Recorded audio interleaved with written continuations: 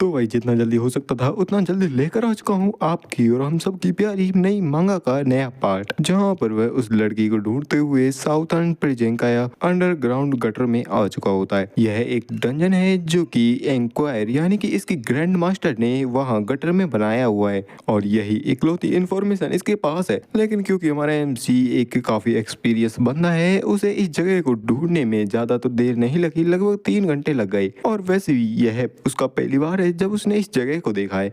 देखो काफी टाइम पहले प्रिजंकाया सेंट्रल ग्रैंड पार्क में 3 स्टैचूज थे, जिनमें एक स्टैचू था उन हीरोज का जो कि बैटल में गए थे। दूसरा स्टैचू उन नेमलेस हीरोज का था जिनके नाम का आज तक भी नहीं पता चला और वॉर में मारे गए। और तीसरा स्टैचू था गॉडेस ऑफ विक्ट्री का। एक दिन जब डीमन किंग मारा गया उसके बाद जब वॉर एंड हो गई, यह स्टैचू गायब हो चुका था, नेमलेस हीरो वाला स्टैचू। किसी ने कैपिटल के बीचों बीच से अचानक से उस स्टैचू को ही गायब कर दिया और वह कारण जिस वजह से किसी को भी इससे कोई फर्क नहीं पड़ा। वहां पर उस स्टैचू को चुराए जाने वाली जगह से एक नोट मिला जिस पर एंक्वायर का नाम था। वही एंक्वायर जिसने पूरी हीरो पार्टी के साथ मिलकर वॉर लड़ी थी डीमन किंग के खिलाफ। हालांकि हम ऐसे ब्लेड्स थे जो कि इस शांति के एरा को होल्ड करने के लिए काफी ज्यादा ही शार्प थे। एक्सटर्मिनेशन यूनिट को डिसबैंड कर दिया गया है और इसे चुराने का रीजन भी सेम रहा होगा। जहां पर हमारा एमसी उस स्टैचू के आगे एक ग्रेव स्टोन को देखता है, वह सोचता है क्या इस ग्रेव स्टोन पर पहले से ही कुछ उकेरा गया था। उस ग्रेव स्टोन पर लिखा होता है यहाँ तक कि अगर कोई तुम्हारा नाम भी भूल जाए फिर भी तुम्हारी ग्लोरी तो रहती ही है। और यह एक इमोर्टल चीज होती है उनके बिहाफ पर जो कि यहाँ पर नहीं है, उन सभी के लिए जो यहाँ नहीं है। और ये लिखी होती है एलिजाबेटा क्रिलोवना क्रिजिलोव और दूसरा नाम एंक्वायर का होता है। तो वह भी एक मौन रखने लगता है उनके लिए जिन्होंने वॉर में अपनी जानें गंवाई। उसे भी आवाज सुनाई देती है कि उनके लिए शोक क्यों मनाते हो जो कि हमसे पहले ही जा चुके हैं, जिसका कारण एमजे बताता है कि क्योंकि मैं भी उन्हीं की रैंक के बीच में था, उन्हीं के जैसा। वहां पर तभी जमीन हिलने लगती है और एक अजीब से एलिवेटर के साथ एमसी नीचे जाने लगता है। इस सब सीन को होते हुए देखकर वह भी एकदम शांत होता है और अगले ही पल वह एक अलग से ही आलीशान रूम में पहुंच जाता है, जहां पर टेबल की दूसरी तरफ एक लड़की बैठी हुई होती है चाय का कप लेकर। जहां पर वह हमारे इवान से कहती है, क्या तुम्हें अभी भी याद है हमें एक दूसरे से मिले हुए लगभग 7 साल हो गए हैं, छोटे नान। और यह नान कहती है हमारे इवान को, जहाँ पर हमें उसका पूरा चेहरा दिखाया जाता है। यही है पूरी एंक्वायर। तो ये बात है 100 साल पहले की, जहाँ पर इसने एल्डर वैम्पायर को धोखा दिया जिसने इसे बाइट करके इसका सारा खून चूस लिया था और बाद में एक हीरो के रूप में अनगिनत वैम्पायर्स का खात्मा किया। और असैसिनेशन रिक्वेस्ट के तौर पर इसने ना जाने कितने वैम्पायर्स को मारा। और यही है शैडो ब्लेड जिसने एक्सटर्मिनेशन यूनिट को भी क्रिएट किया था, यानी कि मेरी ग्रैंड मास्टर एक ट्रेटर एंक्वायर। जहाँ पर एमसी एकदम शांत बैठा होता है, वह भी उसे देखकर कहती है, क्या तुम चाय क्यों नहीं पी रही? क्या तुम्हें डर लग रहा है इस चाय में तुम्हें जहर मिला कर दिया गया होगा? अरे ऐसा नहीं है, ये ठंडी हो जाएगी, इसे पी लो। एमसी सोचता है इसके ठंडे होने से मुझे कोई मतलब नहीं है क्योंकि हमारे वहाँ पर चाय कॉफी में बर्फ डालकर भी पी लेते हैं। एमसी भी सीधे मुद्दे की बात पर आता हुआ कहता है, प्रिसिला कहाँ पर है? एंक्वायर भी कहती है, क्या सीधे मुद्दे की बात पर आ गए? तुम तो हमेशा से ही ऐसे ही रहे हो, फिर भी अपने उस जुबान से इतना जहर तो मत उगलो, यह मुझे और भी ज्यादा क्लमसी बना देगा। जहाँ पर हमारे एमसी को भी किसी खतरे का अंदेशा होने लगता है, उसका पूरा शरीर कांपने लगता है। वह भी एकदम तैयार होता है अपने वेपन के पास अपने हाथ को रखकर किसी भी अनचाही फाइट के लिए। और एंक्वायर कहती है, मैंने तुम्हें सिखाया था ना, वेनम तो शिकार का एकमात्र प्रिविलेज होता है और उस बच्चे के बारे में भी चिंता मत करो, मैंने उसे काफी सेफ रखा है और ना ही उसे पीटा है। जहाँ पर हमारे एमसी को एक अलग ही किलिंग इंटेंट फील होने लगता है, ऐसा मानो जैसे कि एक काफी बड़े से सांप ने उसे पूरी तरीके से घेर रखा हो। और एंक्वायर भी कहती है, तो मुझे आंसर दो, इस बार तुम क्या प्लॉट कर रहे हो? मैंने पूछा तुम क्या प्लॉट कर रहे हो उन ऑर्फन्स को इकट्ठा करके? और वह मन में सोचती है, तुम कमीने, जब मैंने सुना कि तुम रिटायर होने के बाद तुमने एक अनाथालय खोल लिया है, मैंने तो सोचा था तुम कितने अडोरेबल हो, लेकिन इन्हीं 2 सालों में तुमने एक ऐसी बच्ची को तैयार कर दिया जो कि कहीं पर भी अपनी प्रेजेंस को छुपा कर घुसपैठ कर सकती है और उस एजेंट को मेरे पीछे भेजा। यह तो मर्डरस टेक्निक को सिखाने वाले बिजनेस के तौर पर एक ओपनली डिक्लेरेशन है और यह डिक्लेरेशन है एक वॉर का। सीरियसली इस बात ने मुझे काफी चोट पहुंचाई है। और इसकी इस दाढ़ी के साथ क्या गड़बड़ है, मैं तो अपना दिमाग ही खो रही हूँ इसे देखकर। ये एक ऐसा फैशन स्टाइल है जो सदियों पहले यूज किया जाता था। अब मुझसे ये मत कहना यह इसने डिस्गाइज होने के लिए ही उगाई है। मैंने इसे यहाँ पर इसलिए इन्वाइट किया क्योंकि मेरे भी कोई इंटेंशन नहीं था इसके साथ फाइट करने का। और अब वहाँ पर ऐसे बैठा हुआ है जैसे कि मानो कह रहा हो अगर मुझे छुओगी तो तुम मारी जाओगी। आखिर तुम क्या सोच रहे हो? वहीं दूसरी ओर MC में सोच रहा होता है इंक्वायर मुझसे पूछ रही है कि मैं क्या अपलोड कर रहा हूँ। आखिरकार मुझे इसे कितना बताना चाहिए। 4 साल पहले जब डीमन किंग मारा गया था तो पूरा ही क्रिसिलोप ऊपर से तो एकदम शांत दिखाई दे रहा था, लेकिन अंदर ही अंदर दो फैक्शंस रॉयल पावर के लिए स्ट्रगल कर रहे थे। जहाँ पर एक तरफ था क्राउन प्रिंस जो कि एक्सटर्नल वॉर के लिए भी एकदम तैयार है, वहीं दूसरी ओर प्रिंसेस एलिजाबेटा जो कि किसी भी तरीके से करके शांति लाना चाहती है। यहाँ तक कि किसी भी वॉर को रोकने के लिए प्रिंसेस ने एक ऐसे एम्प्लॉय को हायर किया जिसने कई साल पहले यह घोषणा कर दी थी कि वह मारा जा चुका है। और ये सब इसलिए ताकि जो भी महत्वपूर्ण लोग हैं वो सेफली इस अकेडमी में एंटर कर सकें। अब वो एम्प्लॉय कहो या फिर एजेंट, वो मैं ही हूँ। और अभी भी यह मुझसे पूछ रही है कि मैं क्या अपलोड कर रहा हूँ। इंक्वायर शायद ये जानती है कि मुझे एक मिशन मिला हुआ है और वो भी एलिजाबेटा से। तो क्या वह मुझसे मिशन की डिटेल्स के बारे में पूछ रही है? और इससे भी बड़ा सवाल, क्या वह अब एलिजाबेटा की साइड पर नहीं रही? अगर ऐसा है तो मुझसे यह मत कहना यह क्राउन प्रिंस की साइड पर जा चुकी है। आखिर ये चल क्या रहा है? और दोनों ही अपने अपने ख्यालों में कहते हैं ये कमीना या कमीनी क्या कर रहे हैं। मतलब कि भाई दोनों के बीच में फिर से कंफ्यूजन चालू हो चुकी है। दोनों को ही लगता है कि वह क्राउन प्रिंस की साइड पर जा चुका है, लेकिन किसी को भी नहीं पता दोनों ही प्रिंसेस की साइड पर हैं। जहाँ पर हमारा MC कहता है मैंने सुना कि तुम्हारी एक डिसाइबल है और वह जल्द ही यूनिवर्सिटी में जाने वाली है। और मन में भी सोच रहा होता है सही है, इन्हीं बातों को करता हूँ जिससे ये कन्वर्सेशन रिजॉल्व हो जाएगी। जिसकी बातों को सुनकर वह भी कहती है हाँ तो क्या। जहाँ पर MC कहता है मेरे क्लाइंट को उसमें थोड़ा इंटरेस्ट है, अगर उसे थोड़ी भी चोट लगी तो यह नेशन के लिए काफी बड़ी हानि होगी, तो इस वजह से मुझे तुम्हारी डिसाइबल का चार्ज लेने के लिए कहा गया है। मन में भी सोच रहा होता है ऐसी चीज को मुझसे एलिजाबेटा ने कहा है और तुम्हें भी पता होगा इसका क्या मतलब है। अगर तुम अभी भी क्राउन प्रिंस की साइड पर नहीं गई हो तो तुम इस सिचुएशन को समझ पाओगी। वहीं इंक्वायर तो अलग ही मतलब समझने लगती है। वह सोचती है इसका कहने का मतलब है कि इसने मेरी डिसाइबल की जितनी भी पर्सनल डिटेल्स, आइडेंटिटी, लोकेशन, सारी चीजों के बारे में पता लगा लिया है और अब यह मेरे डिसाइबल के पीछे है। यह कमीना मेरे डिसाइबल का पीछे कर रहा है। वहीं MC तो अलग ही मन में सोच रहा होता है। वह सोचता है क्या यह सारी चीजों को रिजॉल्व कर देगा। जहाँ पर इंक्वायर अपनी डिसाइबल लूसिया को बुलाने लगती है और कहती है लूसिया लूसिया जल्दी से यहाँ पर आओ। अपने मास्टर की आवाज सुनते ही वह भी जल्दी से अपने रूम से बाहर निकल कर आने लगती है और उसकी साइड में आकर खड़ी हो जाती है। जहाँ पर इंक्वायर कहती है अपने सीनियर को हाई करो लूसिया। लूसिया भी कहने लगती है सर पेट्रोविच मैंने आपके बारे में काफी ज्यादा सुना है। अब भाई लूसिया एक ह्यूमन होती है जिसे देखकर वह भी चौंक जाता है। सोचता है कि यह वैम्पायर की डिसाइपल एक ह्यूमन। वह कहता है यह तो एक ह्यूमन है। लूसिया क्या तुम्हें तुम्हारी मास्टर की आइडेंटिटी के बारे में पता है? मतलब तुम्हें पता है कि यह किस रेस से आती है? लूसिया भी काफी इनोसेंट सी लड़की होती है। वह भी कहती है हाँ मेरी मास्टर एक ह्यूमन है। हालांकि वे थोड़ी अजीब सी डाइट लेती हैं, लेकिन इन्होंने ही मुझे बड़ा किया है, इस कंट्री को प्रोटेक्ट किया है, तो यही सच्ची हीरो हैं।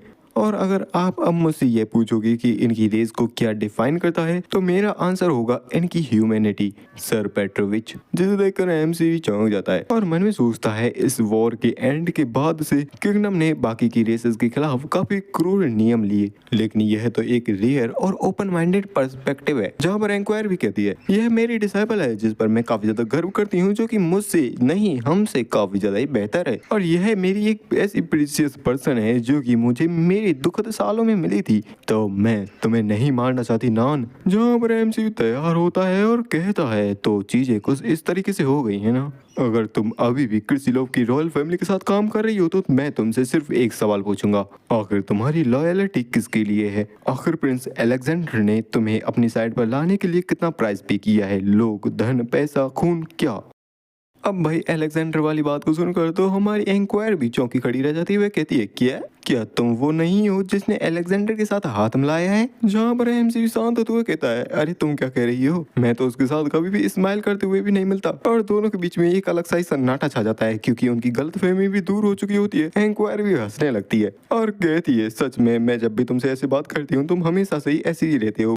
अगर भगवान को तुमको कुछ देना ही था तो बातों को सही ढंग से करने का एक अच्छा सा उपहार तो देना ही चाहिए था ना तुम्हें। तुम सारी बातों को ऐसे घुमा फिरा कर करते हो कि किसी को भी कुछ समझ नहीं आता। एमसी भी कहता है अरे ऐसा नहीं है। लूसिया भी उन्हें ऐसे हंसते खेलते बात करते हुए देखकर कहती है सच में आपकी जोड़ी काफी अच्छी है। जिस बात को सुनकर इंक्वायर भी ब्लश करते हुए, थोड़ी शर्माते हुए और चिल्लाते हुए कहती है आखिरकार तुम क्या कह रही हो। जहाँ पर एमसी मन में सोचता है सच में मुझे कितनी टेंशन लेनी पड़ रही है, मुझे प्रिंसेस से और भी ज्यादा पेमेंट की कहनी चाहिए और इसके अलावा प्रॉब्लम भी सॉल्व हो चुकी है। अगर कोई ट्यूटोरियल चलता भी है तो इंक्वायर की डिसेबल किसी बड़े खतरे में नहीं पड़ेगी क्योंकि उसकी प्रोटेक्शन तो खुद इंक्वायर कर रही है। वैसे देखा जाए तो लूसिया और उसकी मास्टर इंक्वायर दोनों ही काफी ज्यादा क्लोज दिखाई देती हैं, एक मास्टर डिसाइबल के तौर पर नहीं बल्कि एक पेरेंट और चाइल्ड के तौर पर। जहाँ पर इंक्वायर हमारे इवान से पूछती है हे लेकिन इवान तुमने आखिरकार ऑर्फनेज के बच्चों को ऐसी घुसपैठ करने वाली टेक्निक्स को क्यों सिखाया। एमसी भी कहता है नहीं मैंने ऐसा कुछ नहीं सिखाया उन लोगों को, वो तो बस उन सारी कामों को करते हैं जिससे वे एक अच्छी जॉब पा सके ग्रेजुएट होने के बाद। जिस बात को सुनकर तो वह इंक्वायर भी थोड़ा शक करने लगती है और कहती है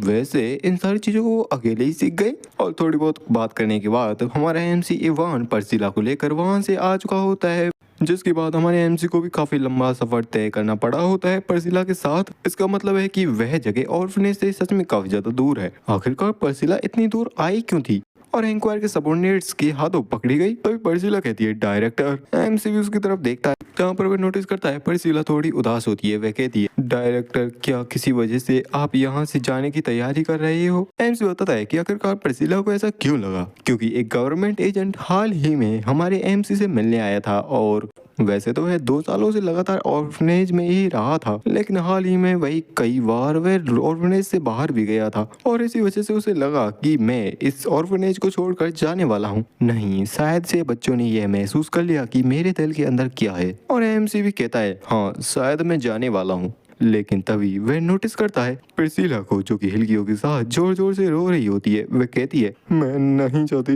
आपको जाते हुए देखना डायरेक्टर, अगर आप गायब हो जाओगे तो मैं फिर। और आगे कुछ नहीं कह पाती, काफी जोर जोर से रोने लगती है। एमसीबी को अंदाजा लग जाता है और वह मन में सोचता है एक वॉर में अनाथ हो चुकी बच्ची को यह फिर से महसूस हो रहा है मानो कि उसका घर फिर से छिनने वाला हो। वह सिटी के अंदर गई कोई काम ढूंढने के लिए लेकिन क्योंकि वह बिना किसी फुट स्टेप के घुसपैठ करते हुए पकड़ी गई तो ऐसा मान लिया गया कि यह कोई ट्रेंड एजेंट है। दुर्भाग्यपूर्ण। जहां पर प्रिसिला भी पूछती है आखिरकार आप कहां जाने वाले हो, जिस सवाल का हमारे एमसी के पास भी कोई जवाब नहीं होता। वह भी मन में सोचता है मैं भी निश्चित तौर पर इस वर्ल्ड को छोड़ना चाहता हूँ। हालांकि वह कहता है मैं तो एसटी यूनिवर्सिटी में जाने वाला हूँ और अक्सर आप सभी लोगों से मिलने भी आया करूंगा। और मन में सोचता है ना ही मुझे यहाँ से जाने की अभी इतनी जरूरत है और ना ही ये ज्यादा नेसेसरी है, तो इस वजह से अभी मुझे यहाँ पर काफी सारा काम करना है। और देखने से ऐसा लगता है कि अभी भी यहाँ से जाने में मुझे और 3 साल लगने वाले हैं। फिर हमें ऑर्फनेज का सीन दिखाया जाता है जहाँ पर कोई कहता है मैंने सुना है एसटी जनसक यूनिवर्सिटी का एंट्रेंस एग्जाम काफी ज्यादा ही हार्ड है क्योंकि अगला एंट्रेंस एग्जाम नवंबर में आने वाला है। तो अगर वे यहाँ से चले भी जाते हैं तो अगर हम एंट्रेंस एग्जाम को पास कर लें तो हम उन्हें अगले 1 साल में देख पाएंगे।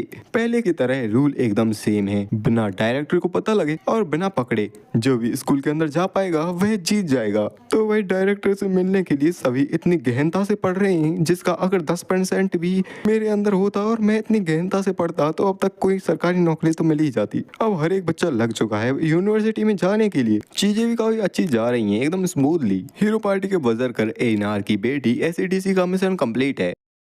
वहीं लूसिया इंक्वायर वैम्पायर की एक डिसाइपल वह भी एकदम सेफ है क्योंकि वह अपने मास्टर के पास है। और अब नेक्स्ट मेंबर की बारी जो कि ट्रेन से आने वाला है और अगला पर्सन है इजाबेला, खुद हीरो की बेटी।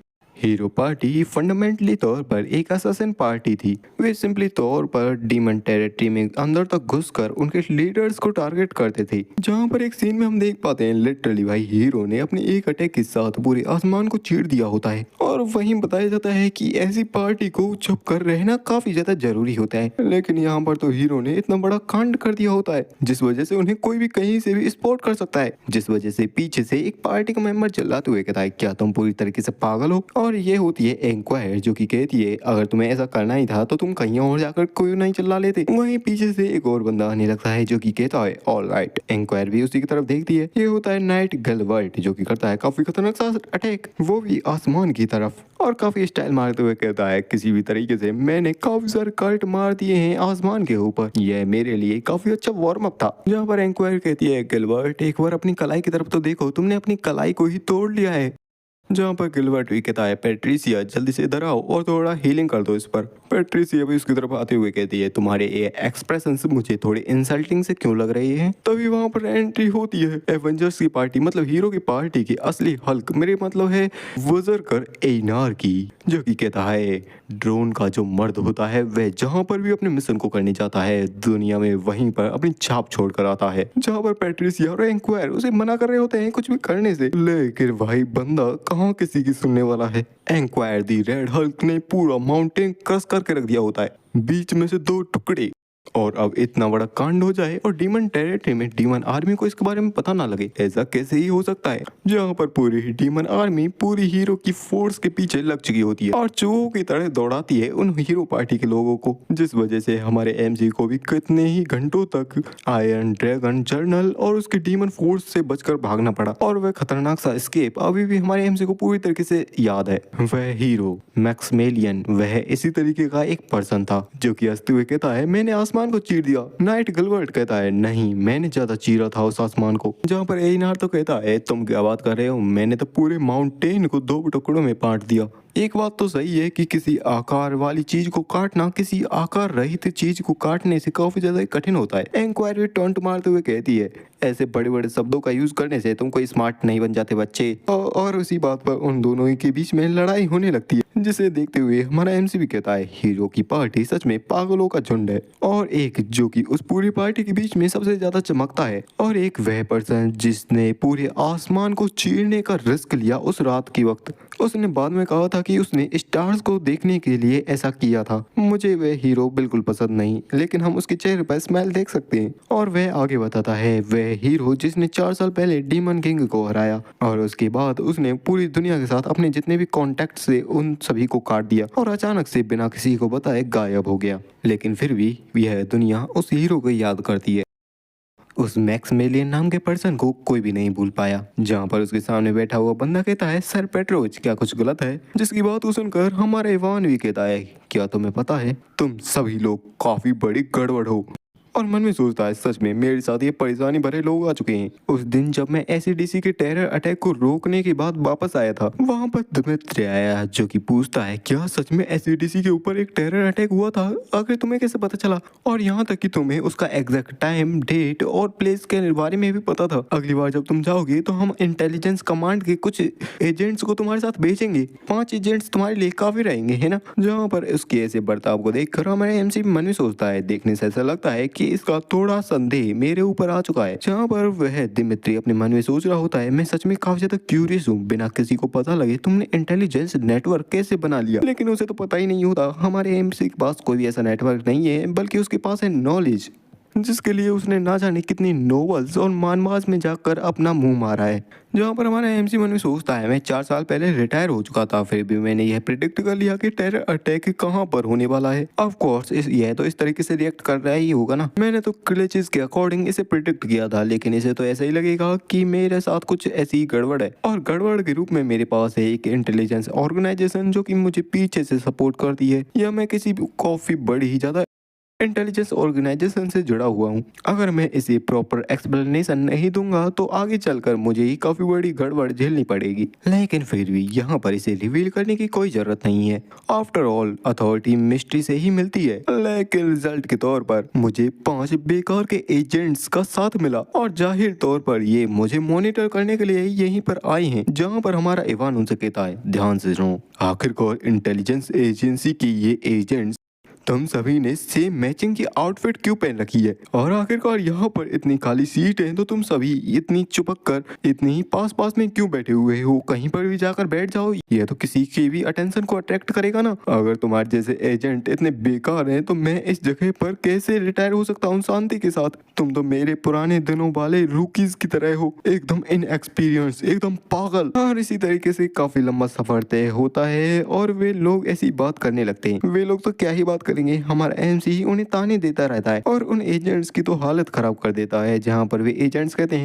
सर पेट्रोविच, जैसा कि आपने हमें इंस्ट्रक्शन दिया है हम यहाँ से जाना चाहेंगे। जिस बात को सुनकर हमारा एमसी भी गुस्सा हो जाता है। वह कहता है, क्या तुम अभी भी हम कह रहे हो? किसी भी चीज को बोलने से पहले 10 बार सोचा करो और किसी भी काम को करने से पहले उसके बारे में भी सोच लिया करो। अपने ट्रू इंटेंशंस को हमेशा अपनी डीप प्लेस पर रखा करो। जब मैं एक्सटर्मिनेशन यूनिट में था तो तुम्हें पता है क्या हुआ? जहाँ पर हमारा एमसी ऐसा ही भाषण देने लगता है उन बंदों के कान से भी खून आने लगता है। वे भी मन में सोचते हैं, सर दिमित्री, आपने तो कहा था ये बंदा बिल्कुल नहीं बोलता, तुम क्या कह रहे थे? आपने हमसे इतना बड़ा झूठ क्यों बोला? यह तो एक मॉन्स्टर है जो कि पिछले 18 घंटों से बिना रुके बोलता ही जा रहा है। जहाँ पर अब वे एजेंट्स हमारे एमसी से ही डर कर भाग चुके होते हैं। अब किसी में भी हिम्मत नहीं होती हमारे इवान के भाषण को सुनने की। और हमारा इवान भी मन में सोचता है, दिमित्री ने ही जरूर से इन्हें इंस्ट्रक्शन दिए होंगे ताकि वे मेरे ऊपर नजर रख सकें, लेकिन अब मैंने इनको इतनी अच्छी एजुकेशन दे दी है कि वे अब इस पल बिल्कुल भी नहीं रुक सकते। चलो, उन लोगों की निगरानी से भी बच गया और मैंने हीरो के बच्चे पर भी नजर अच्छी तरीके से रख ली। एक तीर से दो निशाने। जहाँ पर वह नोटिस करता है हीरो मैक्समेलिन की बेटी को, जो कि वहीं से जा रही होती है। ट्रेन भी निकल पड़ी होती है। जहाँ पर हीरो की बेटी के पास एक बंदा तो वह कहता है, माय लेडी, आप चिंता मत करना, आपके पास ये बंदा हमेशा। लेकिन वह भी उसके हाथ को दूर झटकाते हुए कहती है, तुम पागल, अपने मुंह को बंद रखो और यहाँ से निकल जाओ, मैं तुम्हें अपने आगे और नहीं देखना चाहती, इडियट। और वह भी बेचारा शांति से वहां से निकल जाता है। लेकिन गेट को बंद करने के बाद उसका भी पारा काफी जोरों से हाई हो चुका होता है। यह ट्रेन सेंट मेटेलिन से निकल चुकी है और यह एक ऐसी एक्सप्रेस है जो कि सीधा कैपिटल में जाती है। और जैसे कि यह डीमंस के अगेंस्ट में फ्रंट लाइन के काफी ज्यादा करीब है। जिन जिन जगहों से यह ट्रेन निकलेगी वहां पर ज्यादातर एरियाज में काफी ज्यादा ही सिक्योरिटी है। इसकी वजह से 30 ट्रेन स्टेशन में से सिर्फ 3 ऐसे स्टेशन हैं जहां पर कुछ होने की संभावना है। पहला स्टेशन जहां पर छुपकर हमला करना काफी आसान था लेकिन कुछ नहीं हुआ। दूसरा सेक्शन जहां पर बैंडिट्स भी काफी आसानी से हमला कर सकते थे लेकिन कुछ नहीं हुआ। और फाइनल सेक्शन आने वाला है, वहां पर भी एकदम शांति होती है और कुछ नहीं होता, सन्नाटा छा रहा होता है। एमसी भी इस टाइम तक काफी ज्यादा गुस्से में आ चुका होता है। वह मन में सोचता है, क्या क्या मेरी प्रेडिक्शन एकदम गलत थी या फिर यह ट्यूटोरियल किसी भी ट्रेन अटैक से नहीं होने वाला? तो क्या फिर एसएडीसी के साथ जो हुआ था वह सिर्फ एक कोइंसिडेंस था? नो वे, जो हाल ही में हुआ था वो तो सिर्फ एकेडमी स्टोरी के लिए स्टैंडर्डाइज था। क्या यह कोई एकेडमी जनरल नहीं है? डैम इट, क्या इस कमीनी दुनिया के पास कोई एंडिंग भी है जहाँ पर उसके अंदर से अलग सा ही प्रेशर निकलने लगता है? सारे लोग डरने लगते हैं और जैसे ट्रेन रुकती है वहां पर सभी लोग उस ट्रेन से निकलते हुए भागते हुए कहते हैं, यहाँ पर अंदर एक ग्रिजली भालू है जिसके पास गन है, वह एक टेररिस्ट अटैक है, भागो। और ये फाइनल स्टॉप होता है। और एमसी मन में सोचता है, क्या होगा अगर एंडिंग सिर्फ प्रोटैगनिस्ट से ही बिलोंग करे तो क्या होगा? जो वर्ल्ड पीछे रह जाएगा उसके साथ, तो मेरा क्या होगा? जहाँ पर वह अपने पास में रखी मिरर में अपने आप को ही देखने लगता है, अपने पास्ट सेल्फ को। ट्रेन तो आराम से जा रही होती है और वह कहता है, मैं इससे नफरत करता हूँ, मैं इस बेकार की दुनिया में और नहीं रहना चाहता, मैं सब कुछ नीचे लाना चाहता हूँ, मैं इसे छोड़ना चाहता हूँ। जहाँ पर वह उस मिरर में अपने पुराने वर्ल्ड वाले सेल्फ को ही देख पा रहा होता है। वह अभी भी कह रहा होता है, मैं यहाँ से जाना चाहता हूँ, और ऐसी ही कई सारी बातों को कर रहा होता है। एक तरीके से वह पागल होता हुआ जा रहा होता है। जहाँ पर वह देखता है वह अपने आप का ही गला घोट रहा है। लेकिन तभी वह कुछ नोटिस करता है, जिस मिरर में वह अपने पास्ट सेल्फ को देखने लग रहा होता है वह टूटने लगता है और वहाँ पर होता है काफी तगड़ा सा धमाका। वह धमाका उसी के ऊपर नहीं बल्कि पूरी ट्रेन के ऊपर हुआ होता है, जिस धमाके के साथ वह पूरी ट्रेन ही डीरेल हो जाती है और वह पटरियों से उड़कर नीचे गिरने लगती है। किम सन वू या फिर हमारे एमसी इवान का वह पैनिक करने वाला मूड भी जा चुका होता है। वह हीरो की बेटी भी परेशानी में फंस जाती है। वहीं दूसरी ओर इवान पेट्रोविच जिसे जो करना है वह करने लगता है। वह मन में सोचता है, मेरा चेहरा, मेरा सिर, मेरी चेस्ट, मेरे फिंगर स्टेप, सारी ही चीजें एकदम ठंडी हो चुकी हैं, क्रिसिलोप की ठंडी रातों की तरह और उस एंडलेस नाइट की तरह, ठंडी, शांत और एकदम अंतहीन। ट्यूटोरियल अभी तक अंत नहीं हुआ था और मैं भी गलत नहीं था। यहाँ पर अभी भी एक एंडिंग बची हुई है। तो भाई इस टाइम पर वह ट्रेन एक काफी बड़ी सी वैली में गिर चुकी होती है। पूरी ट्रेन का कबाड़ा हो चुका होता है और हीरो की बेटी के भी थोड़ी बहुत चोटें लग चुकी होती हैं। उसे भी समझ में नहीं आया होता कि यहाँ पर चला क्या, यहाँ पर हुआ क्या। और जब वह अपनी आंखों को खोल कर देखती है तो वह जिसे अपने सामने देखती है उसे देखकर तो वह भी चौंक जाती है। और उसके सामने वाले बंदे ने उसे बचाया होता है। वह कहता है, माय लेडी, मेरा सिर में, क्या आप ठीक हो? पर्सन को देखकर उसके पास भी कोई शब्द नहीं होते उसे कहने के लिए, क्योंकि यह वही बंदा होता है जिसकी बेइज्जती उसने कुछ टाइम पहले ही की थी और अब वही उसके सामने उसकी ढाल बनकर खड़ा होता है। और वह लड़की भी अपनी पुरानी बातों को याद करते हुए कहती है, तुम आखिर तुमने मुझे क्यों बचाया? जहाँ पर वह बंदा कहता है, माय लेडी, आपको भागना होगा, वे लोग आग के पीछे हैं, मुझे आप पीछे छोड़ सकती हो और आप एस्केप कर जाओ यहाँ से, जल्दी जाओ। वह लड़के भी कहते हैं, क्या तुम कोई पागल हो? आखिर तुमने मेरे जैसे किसी को क्यों बचाया? मुझे पता है कि तुम मुझसे नफरत करते हो। अब मुझसे ये मत कहना कि तुमने मुझे सिर्फ इसलिए बचाया क्योंकि तुम डरते हो कि अगर मेरे फादर को ये पता चलेगा कि उनकी बेटी को कुछ चोट लगी है तो वे काफी ज्यादा गुस्सा हो जाएंगे। तुम उस पर्सन को नहीं जानते हो, वह किसी की परवाह नहीं करता। लेकिन तभी वह बंदा भी कहता है, मैं जानता हूँ, मुझे उनके गुस्से की कोई भी फिक्र नहीं है। मुझे पता है तुम हीरो की बेटी हो, तो मैं इसलिए मैंने तुम्हें बचाया। और तुम वो हो जिसे मैक्सवेलियन नाम के एक पर्सन ने अपने पीछे छोड़ा है, उसकी एक होप, उसकी एक आशा। जहाँ पर वह बंदा इस टाइम पर कांप रहा होता है वह लड़की भी कहती है, आखिर तुम्हारा क्या मतलब है?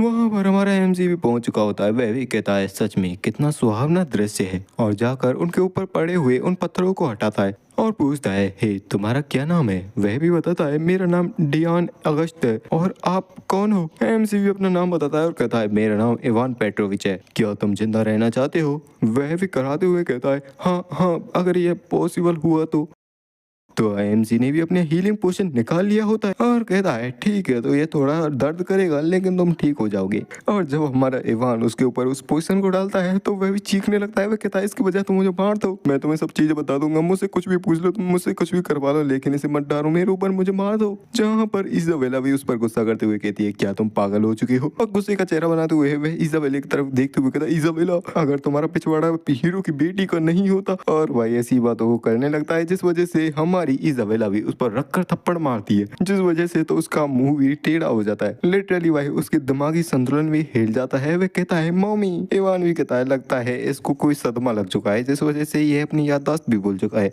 इजाबेला, यह तुम्हारी गलती है तो तुम्हें इसे संभालना होगा। और जिसने हम पर हमला किया है वह इस माउंटेन के ऊपर है और तैयारी कर रहा है हम पर अटैक करने की। इस नाइट को अपने साथ ले जाओ, मैं उन्हें संभालता हूँ। इजाबेला भी अपनी सोर्ड को लेते हुए कहती है, मैं भी फाइट कर सकती हूँ, मुझे भी ले चलो। लेकिन इवान नोटिस करता है कि उसके हाथ भी कांप रहे होते हैं सोर्ड को पकड़ने में भी। और इवान भी मना करते हुए कहता है, तुम्हारा टैलेंट इतना भी बुरा नहीं है, फिर भी नहीं। इजाबेला भी गुस्सा करते हुए कहती है, क्या आप मेरी इंसल्ट कर रहे हो? क्या आप मुझसे कभी मिले भी हो? आखिरकार आप मुझसे ऐसा कैसे कह सकते हो? जिसकी ऐसी हरकतों को देखते हुए हमारा इवान भी कहता है, तो तुम अपनी मदर के ऊपर गई हो, ना कि अपने फादर पर। इजाबेला भी कहती है, क्या तुम मेरे फादर को जानते हो? लेकिन इवान उसकी सारी बातों को इग्नोर करते हुए कहता है, जितने भी सर्वाइवर्स बचे हुए हैं उन सभी को इकट्ठा कर एक कैंप फायर जलाओ और जितनी भी सीट हैं उनको फाड़ कर ब्लैंकेट बनाओ। तुम जितनी सोचती हो यहाँ की रातें उससे भी काफी ज्यादा ही ठंडी हैं। वह भी कहती है, अगर हम यहाँ पर फायर जलाएंगे तो यहाँ की हमारी लोकेशन एक्सपोज नहीं हो जाएगी?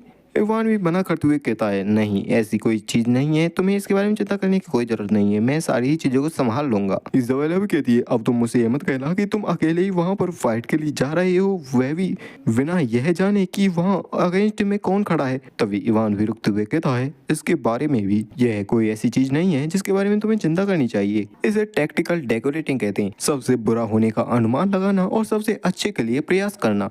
और यह वास्तव में सुनने में काफी ज्यादा ही हास्यपद सुनाई देता है, जब तक कि तुम कोई रियल कॉम्बैट को फेस ना करो। सबसे बुरे का अनुमान लगाना मतलब दुश्मन के लोग हमेशा उस अटैक को चूज करते हैं जिसको काउंटर करना सबसे ज्यादा मुश्किल होता है। जब एक बार ट्रेन गिर जाएगी तो अटैकर्स यह अज्यूम करेंगे कि जितने भी सर्वाइवर्स होंगे वे इधर उधर भागेंगे, जिनको वे आसानी से चेज कर पाएंगे। और टारगेट के पर्सपेक्टिव से एस्केप करते हुए पकड़े जाना सबसे बुरा केस होता है। अब काफी सारे लोगों के मन में यह सवाल होगा, तो काउंटर मेजर क्या करना चाहिए? इसका यही आंसर है, एक ऐसी जगह बनाओ जिसे टारगेट किया जा सके और क्लियरली विजिबल हो। जैसे ही दुश्मन के लोगों को यह पता चलेगा कि वे सारे लोग एक जगह पर हैं, तो बाकी के जितने भी लोग हैं जो कि पीछा करने के लिए तैनात किए गए थे उन सभी को वापस बुला लिया जाएगा। इस वजह से वे अपने टैक्टिक्स को चेंज करेंगे, पीछा करने के बजाय वह घेराबंदी करेंगे। वे एक बार फिर से रीग्रुप हो जाएंगे और टारगेट को सराउंड कर लेंगे। और तब जाकर मैं एक्ट करूंगा। दूसरा फ्रेज सबसे अच्छे के लिए एक्ट करो, मतलब दूसरे शब्दों में कहा जाए अगर दुश्मन मेरा सबसे बेकार पॉसिबल अपोनेंट है तो मुझे भी उनके लिए सबसे बेकार पॉसिबल अपोनेंट बनना पड़ेगा। साफ शब्दों में कहा जाए तो रिटर्न अटैक, जहाँ पर हमारा एमसी यूज करता है पिस्टल स्नैपिंग टेक्निक का।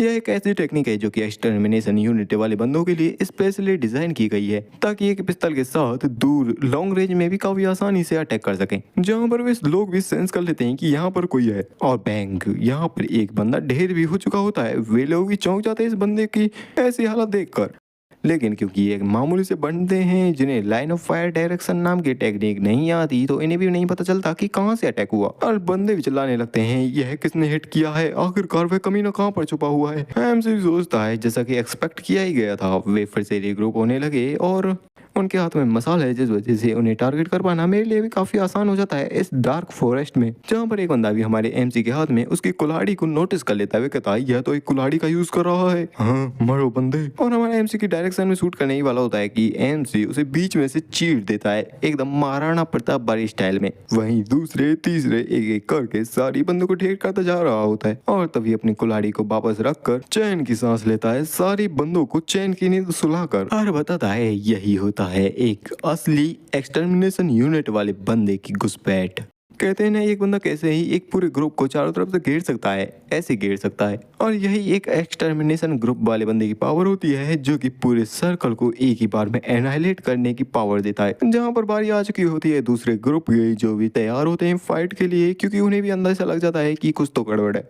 जहां पर उन अटैकर्स का एक बंदा अपने कैप्टन के पास आते हुए कहता है कैप्टन एक बार फिर से हमारे ऊपर अटैक हुआ है, जहां पर एक बंदे ने अपनी कुल्हाड़ी के साथ 3 बंदों को बीच में से काट दिया और वहां पर शायद काफी सारे लोग हैं। वह कैप्टन भी सोचने लगता है और कहता है हमने काफी सारे ट्रुप्स को उन गन शॉट की डायरेक्शन में भेजा था लेकिन उन्हें इजीली ही टेक डाउन कर दिया गया। क्या कहीं ये एक्सट्रीम एलाइट्स की कोई ट्रुप्स तो नहीं है, कोई छोटी सी टीम जो कि इस तरीके से हमारे बंदे को मार रही है। और भाई ये होता है एविलोस, एक Centurion 6th iron dragon journal के गार्ड इन्फेंट्री डिवीजन का। फिर वह भी अपनी line of fire direction technique का यूज करने लगता है और देखने लगता है किधर से, नॉर्थ वेस्ट, जहां पर वह कैप्टन भी मन में सोचता है ये गन शॉट की आवाजें तो बार बार हमारे पास आती जा रही हैं एकदम सेंटर में, क्या वे ऐसा कर रहे हैं क्योंकि उन्हें हमारी पोजीशन के बारे में पता है? नो वे। तभी वह उस बंदे के हाथ से उसकी गन को लेते हुए कहता है इस गन को मुझे दो, और हवा में फायर करता है और सेंस करने के बाद कहता है यह सिर्फ एक बंदा है।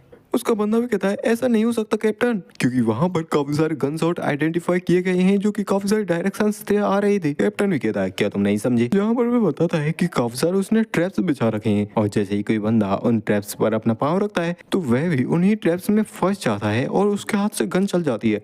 अब क्योंकि अंधेरा होता है किसी को पता नहीं चलता कि किसके हाथ से गन चली है, और वह कैप्टन बताता है कि ये जितने भी गन शॉट चले हैं वे सारे ही हमारे बंदों के हैं। इतने बड़े प्लान को सुनने के बाद तो वह भी चौंक जाता है और इसी तरीके से हमारा एमसी सारी बंदों को जाल में फंसाते हुए अपने टेक्निक्स का यूज करते हुए खत्म कर रहा होता है।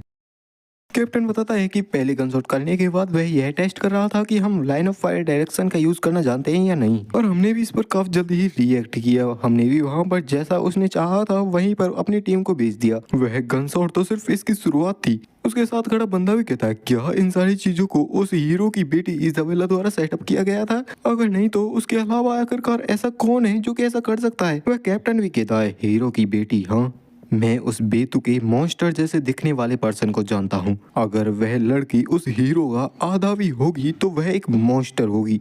जाओ जितने भी ट्रुप्स हैं उन सभी को इकट्ठा करो और उस फॉरेस्ट में छुपे उस कमीने को ढूंढ कर खत्म कर दो। जिसकी बात को सुनकर वह भी हाँ करता है। उसका कैप्टन आगे कहता है कि मैं अकेले ही मूव करूंगा। जिस बात को सुनकर वह भी चौंक जाता है, कहता क्या? जहाँ पर सीन शिफ्ट होता है जहाँ पर सारे ही सर्वाइवर्स एक कैंप फायर के चारों बगल बैठकर सेक रहे होते हैं और एक बंदा कहता है क्या हम सब यहाँ पर मरने वाले हैं? जहाँ पर अगस्त तो अभी भी काफी ज्यादा ही बुरी तरीके से कर रहा होता है पागलों की तरह। हमारी इजाबेला भी कहती है सर अगस्त अपने आप को संभालो, और वह भी पागलों की तरह करते हुए कहता है देखो मॉमी वहाँ देखो एक जोनो जो कि चमक रहा है। लेकिन तभी इजाबेला किसी चीज को नोटिस करती है और उस बंदे को देखते ही साथ तैयार हो जाती है फाइट के लिए, और वह होता है उन लोगों का वही कैप्टन। और वह कहता है मेरा नाम है इफिलोस और मैं एक सेंचुरियन हूँ 6th ड्रैगन जर्नल गार्ड के इन्फेंट्री डिवीजन का। तो क्या तुम ही हो उस हीरो की बेटी? तो अब मैं हीरो की बेटी के साथ पर्सनली डील करने वाला हूँ। लेकिन वहीं हमारे MC वान की तरफ अलग ही सीन चल रहा होता है, जहाँ पर वह सोचता है कैप्टन को छोड़कर जो कि लाइन ऑफ फायर डायरेक्शन का यूज करना जानता है, वहाँ पर 50 सोल्जर्स थे। हाँ, ना ही इनसे ज्यादा और ना ही इनसे ज्यादा कुछ कम। जहाँ पर हम देख पाते हैं उसने सारे सोल्जर्स का काम तमाम कर दिया होता है और इनको निपटाने में उसको भी ज्यादा परेशानी का सामना नहीं करना पड़ा होता है। वह भी अपने हथियार को वापस रखते हुए और चलते हुए मन में सोचता है, चाहे कुछ भी हो फिर भी मेरे विचार और भी ज्यादा कॉम्प्लिकेटेड होते जा रहे हैं। अगर यह कहानी अकेडमी जेनर की है तो वह पॉइंट जिस पॉइंट पर वह प्रोटैगनिस्ट एनरोल करता है वह एक ट्यूटोरियल होना चाहिए, लेकिन यह ट्यूटोरियल तो काफी ज्यादा डिफिकल्ट है। एसएडीसी का ट्यूटोरियल इतना ज्यादा सिंपल था जिसे एक हाथ से क्लियर किया जा सकता था, क्योंकि उस टाइम पर सिर्फ कुछ छोटे मोटे कीड़ों का समूह आया था जो कि लाइन ऑफ फायर डायरेक्शन का भी यूज करना नहीं जानते थे और वो आए थे ट्रेन हाईजैक करने के लिए। लेकिन इजाबेला का ट्यूटोरियल, इतनी बड़ी ट्रेन का डिरेल होकर नीचे गिर जाना, नीचे दफन हो जाना पहले ही काफी ज्यादा मुश्किल है और इसलिए गेम अज्यूम करते हुए यहाँ पर काफी सारे ऐसे मैकेनिज्म पजल होंगे जिनसे वह एस्केप कर पाएगी और इन सब कठिनाइयों को सहते हुए वह जैसे ही ऊपर बाहर निकलेगी वहां पर खड़ा होगा उन अटैकर्स का एक समूह, वो भी बिना बैटल के सिस्टम को एक्सप्लेन किए हुए। और इसके भी ऊपर वह बॉस एक इतना पावरफुल दुश्मन जो कि लाइन ऑफ फायर डायरेक्शन का यूज करना भी जानता है। हाँ, ऐसा तो होता है कि कुछ गेम्स में ट्यूटोरियल इतने हार्ड आते हैं, कुछ ऐसे वॉर्स भी होते हैं जिनसे जीतना नामुमकिन हो जाता है। लेकिन क्या ये कमीना सच में इजाबेला को मारना चाहते हैं और वह मर भी जाते जब तक कि कोई हेल्पर एनपीसी उसकी मदद करने के लिए ना आए? रुको, नो वे, क्या मैं ही हूँ हेल्पर एनपीसी? अगर मैं एक एनपीसी से बढ़कर कुछ भी नहीं हूँ तो मेरा इस वर्ल्ड का एंड तो कभी नहीं होगा और मैं यहाँ से कैसे जा पाऊंगा? क्या इसका मतलब है मैं कभी एंडिंग तक पहुंचूंगा ही नहीं? क्या मैं सच में रियलिटी में वापस जा भी पाऊंगा?